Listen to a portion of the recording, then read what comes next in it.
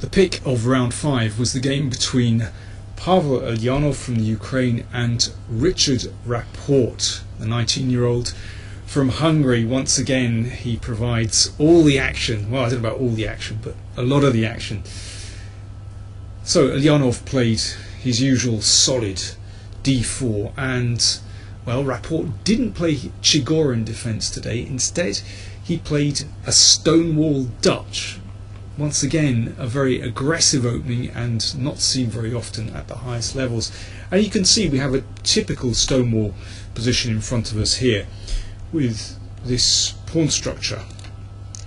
That's typical Stonewall pawn structure, and Rapport has already advanced his g-pawn.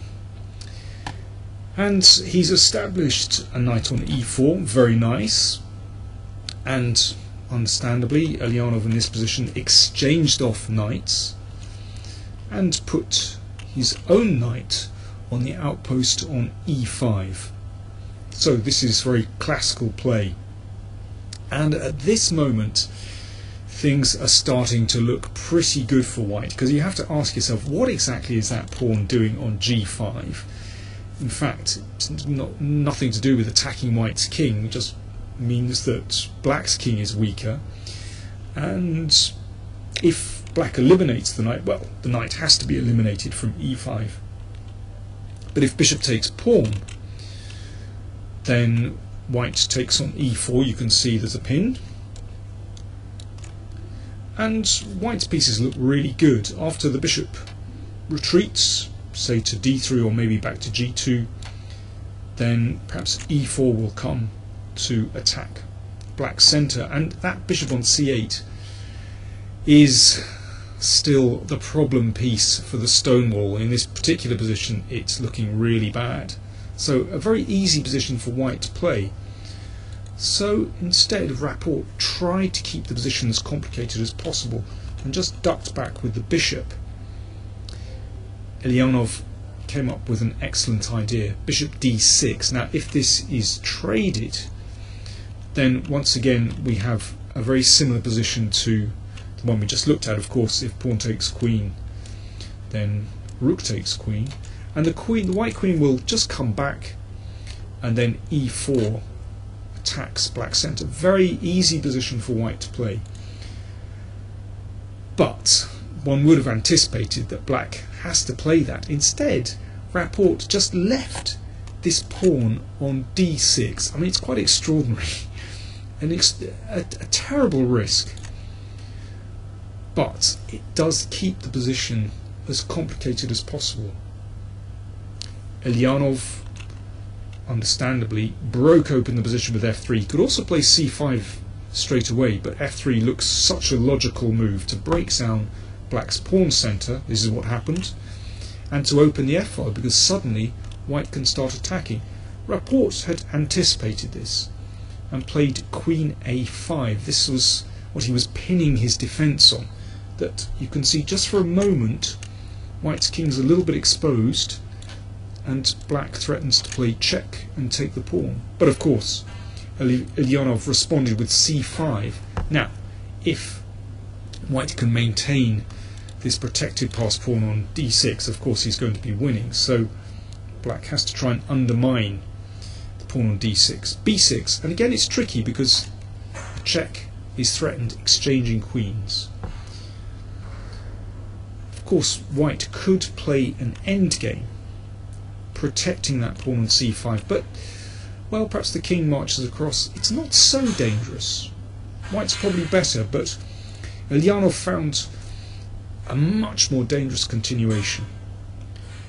This forces an exchange of queens, well, first of all an exchange of rooks, and now black has to exchange queens. There's one very beautiful variation. If instead of queen takes c5, if black plays bishop e8, white exchanges, and here, really lovely move, e3. That makes way for the queen to come to f2 with decisive threats. And if queen c5 with the pawn on e3, it's no longer check. Very important. So queen f2 would just be a winning move. So black has to trade queens. Well, okay, he's won a pawn, but, well, a pawn sacrifice. But now white is able to invade. If bishop b8, this doesn't win material because there's rook c7, and d7 forces the pawn home after rook c8 check. So Rapport has to defend passively. And after rook e7, white almost has a total bind. It's very difficult for black to move. For example, if bishop c8, hoping to take the pawn here, in fact white wins immediately, followed by d7. So, I mean, it's almost Zugzwang, but Rapport started to shake. He was still kicking. e5, it's incredible how he managed to survive this position, actually. If rook e5, then the king bounces up from the back rank, and actually black is alright there. But Eljanov, well, he handled this extremely well. First of all, g4, that reduces the scope of the bishop. Okay, Rapport's still kicking, he's at least got these central pawns. And now Eljanov brought his king up the board.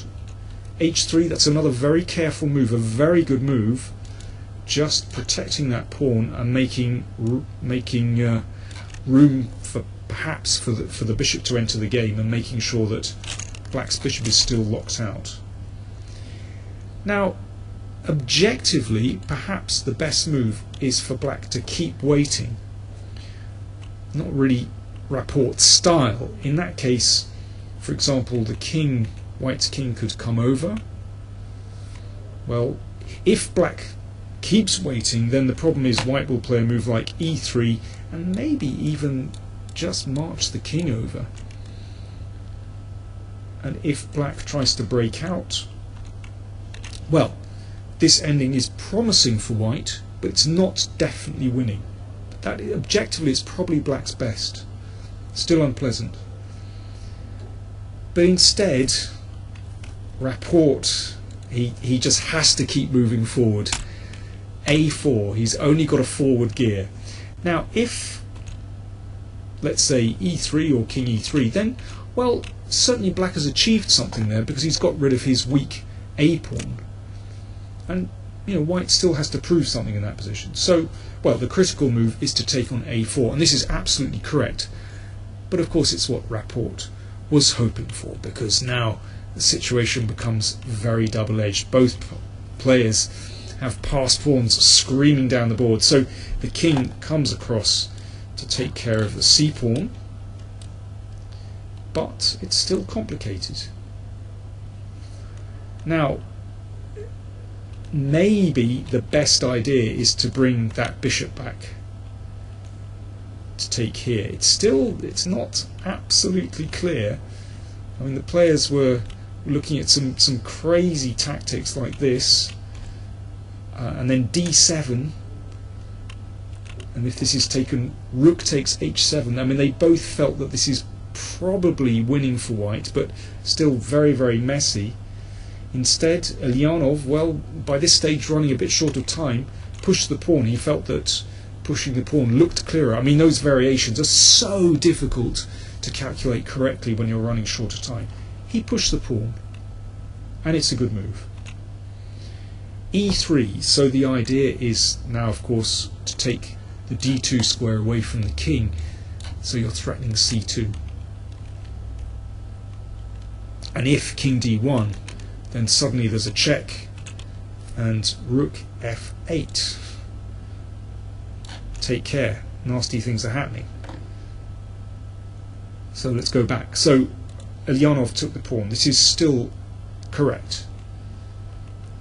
d4. The rook goes back again. But Rapport has gained a little bit of freedom. Given a pawn, but gained some freedom. Still should be winning for white, but it's now very tricky. a7 is correct, and it's here, with 3 moves still to make before the time control, that Eljanov blew the win. Still very tricky. He should have given a check and moved his rook across. The threat is rook takes bishop. So the bishop moves, okay, random square, let's say h1. And now it's best just to bring the bishop back. The king still covers that pawn. There's a threat to check and get a queen, so if the rook comes back, well, it just seems that black is way too passive here. This must be a win. It seems as though white has just about got control and brought that bishop back to reality, to a square where it's actually performing a useful function. But instead, Eljanov got spooked. He checked straight away, made a queen. Okay, that got taken, but incredibly, d3 draws the game. That bishop is just too far out of the game, too far offside. Well, white can still make a draw. Let's see how. The threat is c2, followed by rook d1 check, and actually the white's problem is that you can't prevent c2. But white can still make a draw by perpetual check. Rook a7, and well, the game actually finished king h8 and they agreed to draw. Obviously white would keep checking. Instead, if black plays for a win, then he can end up losing, because in this case the white rook can return to the back rank to stop that pawn, and white obviously has winning chances there. So yeah, the game ended rook a7, king h8, and white can just keep checking and the players would make a draw, either king h8 or king h6. Well, another absolutely fascinating encounter, and it's remarkable to see how Rapport somehow manages to keep some life in the position, and well, when you thought he was dead and buried, he leapt out and just found a bit of freedom.